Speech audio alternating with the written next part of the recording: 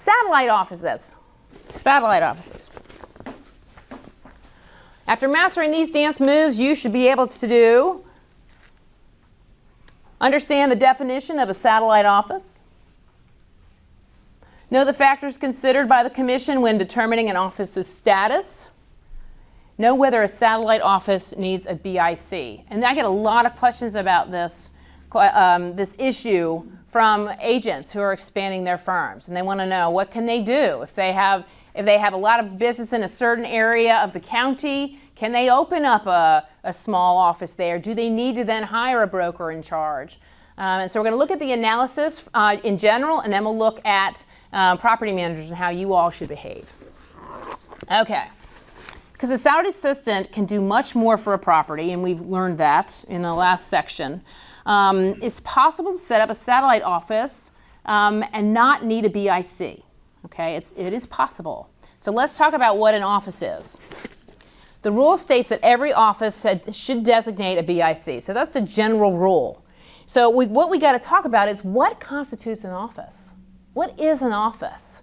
And we lawyers, we love the gray areas, right? And so it's an I know it when I see it kind of situation. So it's a case-by-case analysis of whether or not you're engaging in activities that the Commission would say, yep, you're doing enough things there, it's an office, you need a broker in charge. Okay, so what is an office? In general, it's a place of business where acts requiring a broker's license occur, or where trust money is handled. Okay, so this is the general definition of what an office is. So what things what requires a broker's license? What things that you do require a broker's license? Well, listing, offering to list. Selling, offering to sell. Buying, offering to buy. So I'm thinking, okay, if I'm a property manager, I'm not there yet. Auctioning, offering to auction. Leasing, offering to lease. So then I think, oh, that's too bad. That's too bad. So leasing or offering to lease could be considered an office. Selling, offering to sell. Renting, offering to rent. So we find that under the general standard, that is something that requires a license, right? Renting, offering to rent constitutes brokerage. And negotiating. Okay, so it's a matter of degrees, right? So here's what the Commission would look at if they're looking at your satellite office and trying to decide whether or not you need a broker in charge. So is the location advertised in periodicals, does it have firm letterhead, and on business cards? So let me say that one again. Is the location advertised in periodicals on your letterhead and on business cards? So are you telling folks about it? Come to our location on Elm Street. Do licensees use the location for brokerage services? Again, that list. Are you offering to rent, offering to sell, all those things? Is it a permanent location with regular business hours? So I've had clients who just have a little space downtown just to meet with people to sign documents. But if there has no regular business hours, it's not on the letterhead, they just basically tell people, oh, we have a spot on Elm Street, you can meet our agent there. So would that constitute an office? Probably not.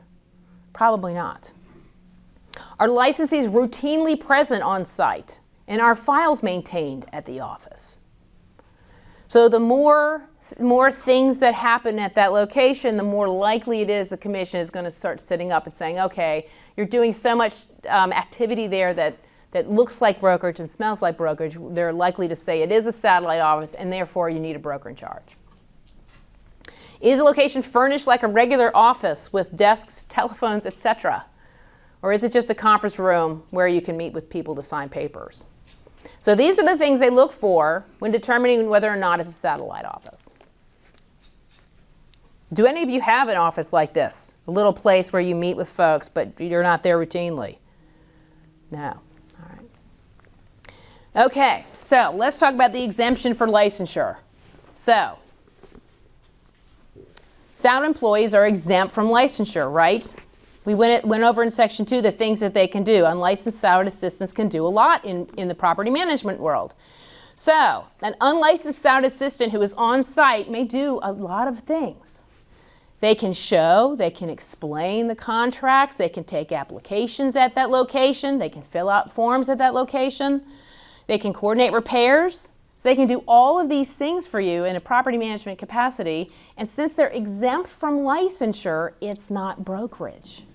They don't need a license. So since they're not doing brokerage at that location, in theory, property managers have wide latitude to have a satellite office that does not need to have a full-time broker in charge on location. So I think that's a really nice way for you to expand and have more tools in your toolbox and not have to worry about finding a broker in charge. I have dealt with property managers who had satellite offices, and they just were determined to get a broker in charge. So what did they do? They went to Craigslist, the beauty of Craigslist. And they found a broker in charge who was willing to be the broker in charge from 2 cities away. And how do you think that all went down? Ultimately, they were mishandling money.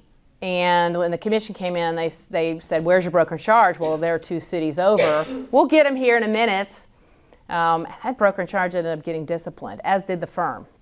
Yeah. With your time with the Real Estate Commission, how often were large apartment complex communities governed? And I know those out-of-state corporations tend to get overlooked from my experience. I agree. I absolutely agree.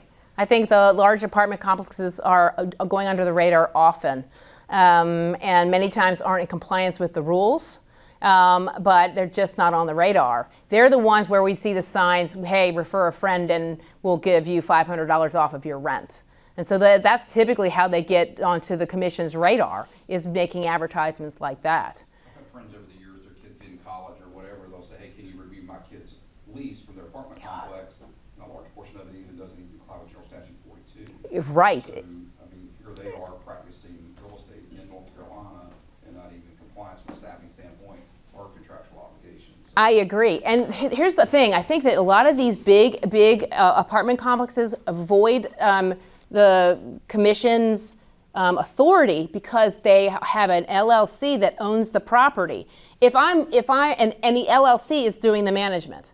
So if I have my own house and I rent out my own house, am I committing brokerage? Am I committing brokerage, the sin of brokerage? No, it's not brokerage if it's for me. So if I'm an LLC and I own this property as an LLC and I have a member manager there on site who's doing the rentals, it's not brokerage.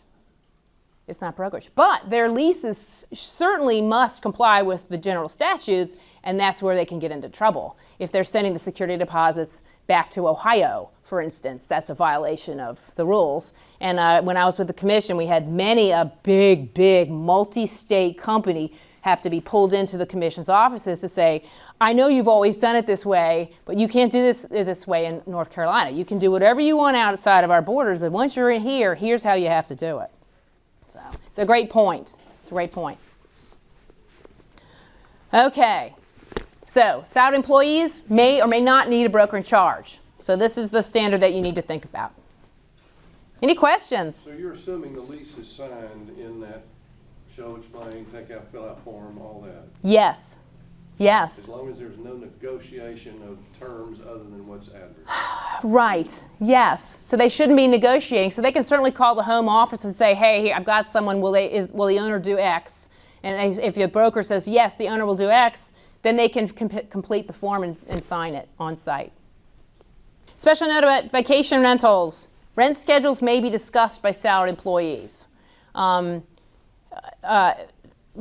rents can be talked about by your unlicensed assistants in your regular businesses too. They just changed the Vacation Rental Act and added that to make it clear that they can talk about rent schedules. I have no problem with anybody talking about rent schedules, just no negotiating. Their hands are still tied.